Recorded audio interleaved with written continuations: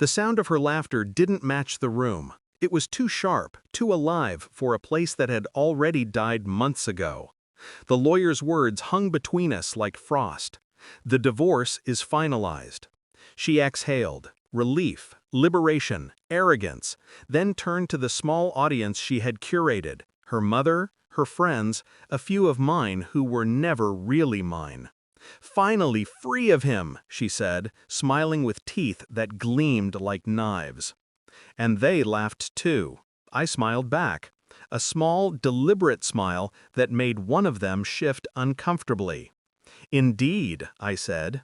No one noticed the tremor behind my stillness, the control it took to keep my breathing even. The papers were signed, the marriage declared dead, and yet, for the first time, I felt entirely alive. Freedom. They thought it was hers, but freedom, I'd learned, belongs to the one who knows the truth. When the ink dried, she tossed her hair back, careless, victorious. Her phone lit up with a message she didn't hide quickly enough. The corner of her mouth twitched in private amusement. And in that flicker of digital light, I saw it again, the name I had memorized months ago.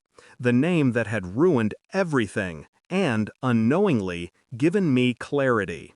Her laughter dimmed as I stood to leave, because she thought this was the end. It wasn't. It was simply the reveal. It started months before the divorce talk, quietly. Small shifts, almost imperceptible. She began locking her phone, staying late under the pretense of charity meetings, smelling faintly of unfamiliar cologne when she slipped into bed after midnight. I asked nothing. I have always preferred data to words. At first, I told myself it was exhaustion, that the distance was mutual, that we were both drowning under the weight of a marriage that had long since become an arrangement rather than affection. But the Nile has a particular taste, metallic, cold, like blood on the tongue.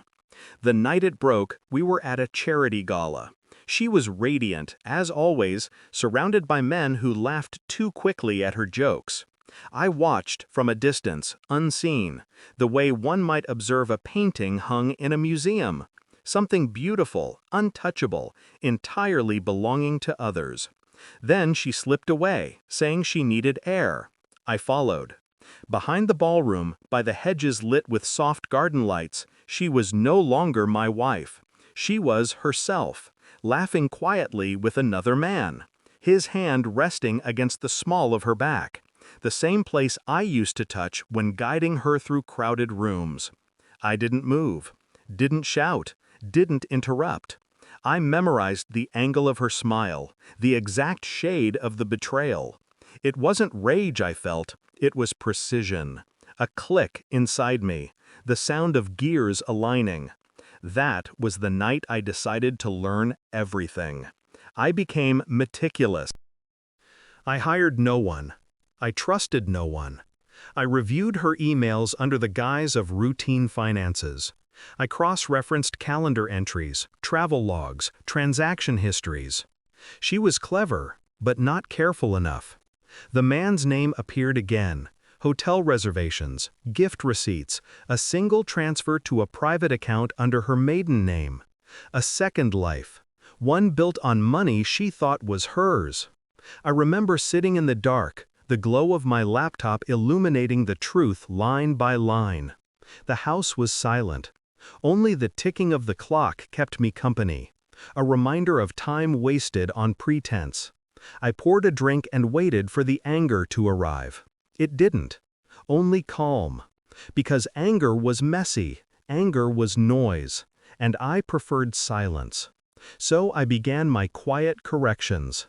Legal documents rewritten, prenup clauses revisited, every financial trail rerouted with surgical precision. On paper, I was the fool, the dependent husband, the one she had manipulated into signing an agreement she believed favored her. But paper bends under knowledge, and I had knowledge. She thought I hadn't noticed when she changed the terms 5 years ago, shifting her assets into joint ownership to reduce taxes. She thought it meant she owned more. It meant I did. 85% to be exact.